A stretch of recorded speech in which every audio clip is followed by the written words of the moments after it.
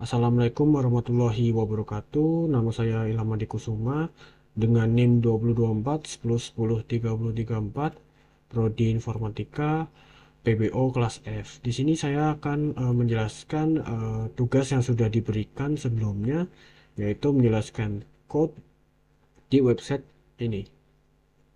Jadi website ini menjelaskan tentang CRUD operation in PostgreSQL database using ASP.NET. Nah, di sini sudah ada step-stepnya ya. Jadi tinggal diikutin saja. Sebelumnya saya membuat sebuah database dulu di PG admin, sebentar, dengan nama kantor ya. Saya tunjukkan dulu ini dengan nama kantor. Dan ada satu tabel saja di kantor ini. Select all from employee. Nah, jadi sebelumnya saya sudah membuat tabel ya dengan nama atributnya ada ID, first name, last name, dan email ID. Nah, ini kenapa nama atributnya harus gini? Karena saya mencocokkan di code-nya ya. Nah, untuk lebih lanjutnya kenapa nama atributnya harus persis kayak gini? Langsung saja ke codingannya. Jadi intinya nanti biar kita bisa langsung memakai code-nya tanpa mengubah code-nya lagi. Jadi tinggal langsung di copy yang dari web tadi. Nah, ini pertama buat new project dulu seperti biasa. Kita cari template-nya adalah ASP.NET Web Application .NET Framework. Nah, ini kalau nggak ada bisa diinstal di installernya sebentar, di modify. Nah, di sini pilih ASP.NET and Web Development, ini di checklist di install. Nah, lalu ini juga perlu ya di individual components-nya. Jika masih belum ada, bisa di ini download yang .NET Framework, Project and Item Templates. Ini tinggal di download saja nanti. Ntar kalau sudah, installernya bisa ditutup. Lalu bisa kita bikin namanya, misalkan saya buat kedai snack. Lalu menggunakan ini ya, frameworknya default 4.7.2, di create aja. Lalu, nah ini di sini jangan pilih MVC. Sebenarnya saya sudah membuat video yang MVC, tapi karena untuk keperluan tugas, jadi mengikuti yang di web ya. Kalau yang di website itu adalah memakai web form. Jadi di create aja, di create, tungguin sebentar. Nah, ini adalah tampilan awal ya yang sudah diberikan oleh ASP.NET-nya yang dengan template web form. Pertama kita harus install NuGet-nya ya. Kalau dilihat di sini di reference belum ada npg SQL-nya, belum ada ya.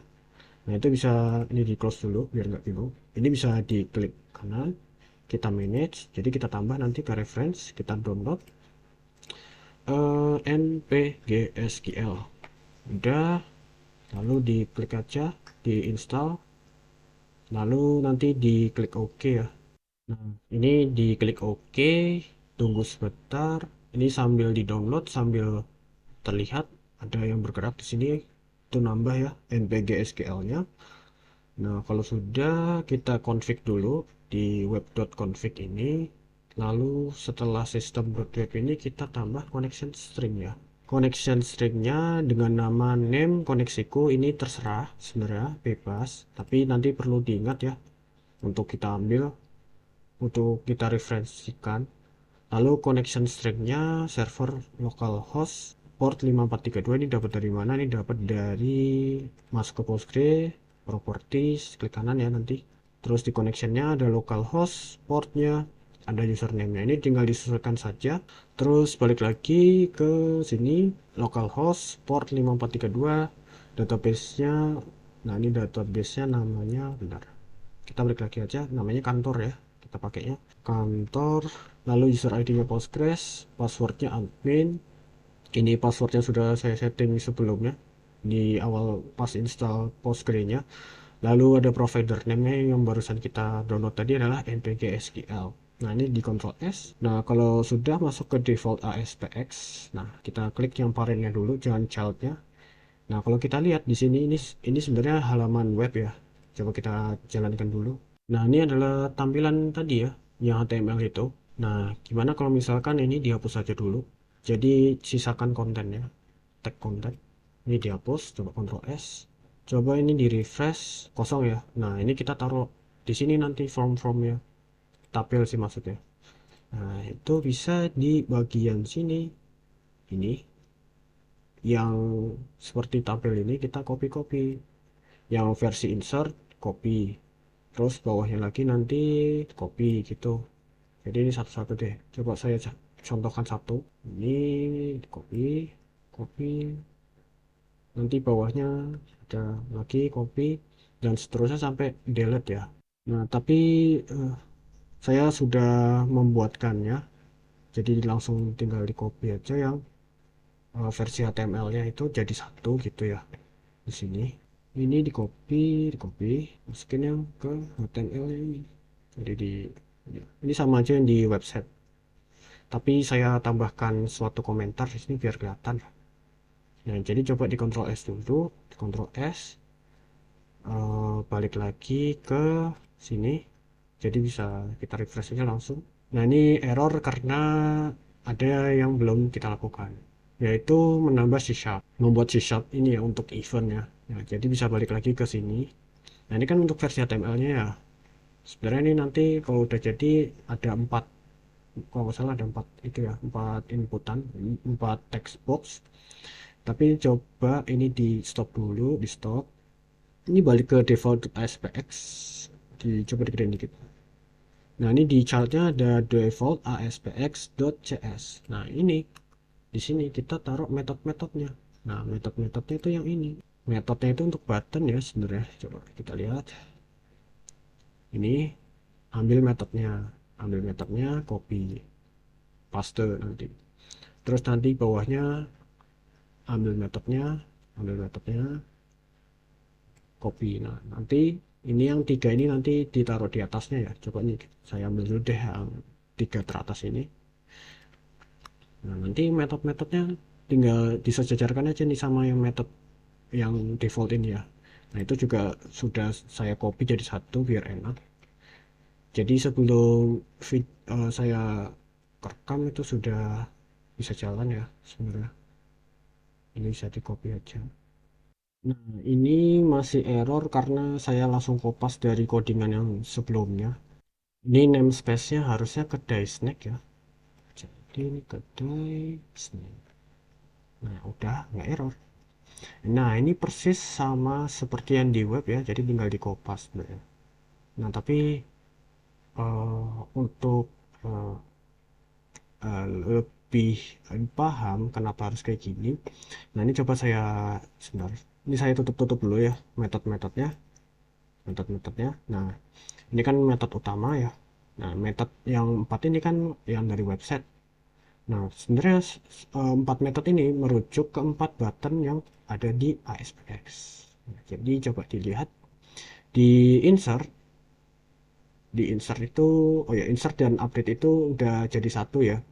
Jadi kalau nanti di kopas dari yang tadi yang bisa kita kopas yang codingannya insert terus di bawahnya tambah button update. Nah, coba lihat di sini ada namanya btn insertion click. Nah, ini kalau misalkan diganti jadi submit insert, ini terserah saya. Misalkan gini ya, submit insert. Nah, yang ini juga harus diganti submit insert. Jadi merujuk ke namanya itunya ya. Nah, seperti itu. Oh ya, ini coba jalankan dulu deh, jalankan dulu. Ini ya, tampilannya sudah berubah. Insert, coba kita insert ya. Satu, Ilham Kusuma. Ini ya, insert. Data has been saved. Coba kita cek. Ini ya, data pertama. Tadi kayaknya ada kesalahan karena ID-nya, ID-nya sudah dipakai, jadi nggak bisa di-insert lagi. Harusnya di setting auto increment sebenarnya. Tapi untuk menyesuaikan ini, karena tabelnya masih, ID-nya masih manual, ya nggak apa-apa lah ya. Nah, ini ada ini tadi ya, ada insert tadi. Nah, kalau buttonnya ini, on click ini adalah merujuk ke nama metodenya. Seperti itu. Makanya ini diganti juga bisa. Nah, lalu yang sudah dicoba tadi juga select ya. Coba kita lihat di HTML-nya. Di select ini kan fungsinya tadi itu ini ya, menampilkan seluruh data dari database ke halaman ini, ke halaman web ini. Nah, itu juga bisa ya.